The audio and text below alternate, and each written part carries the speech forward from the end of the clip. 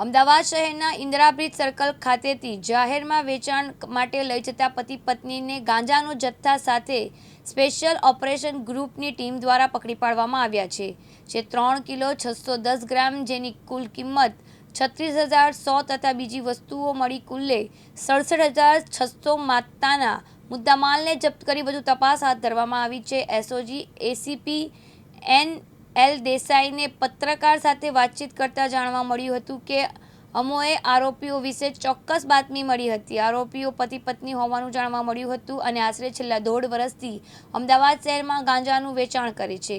પકડાયેલ આરોપી કમલેશ મોતીભાઈ વાઘેલા, પિંકીબેન કમલેશ વાઘેલા બંને આરોપીઓ અમદાવાદ શહેરના વસંતનગરના છાપરા ઠક્કરનગર ખાતે રહે છે અને રાજસ્થાનથી ગાંજાનો માલ લાવી અમદાવાદ શહેરના અલગ-અલગ વિસ્તારમાં છૂટક વેચાણ કરે છે।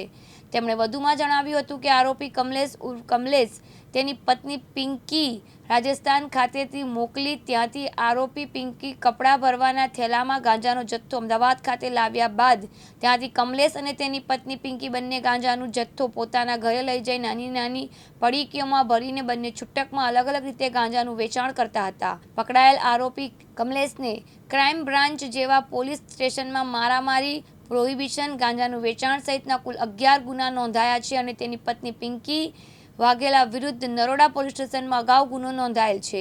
હાલ આ તમામ મામલે વધુ તપાસ શરૂ કરવામાં આવી છે। ચિરાગ પાટડિયા, દિવ્યાંગ ન્યૂઝ, અમદાવાદ।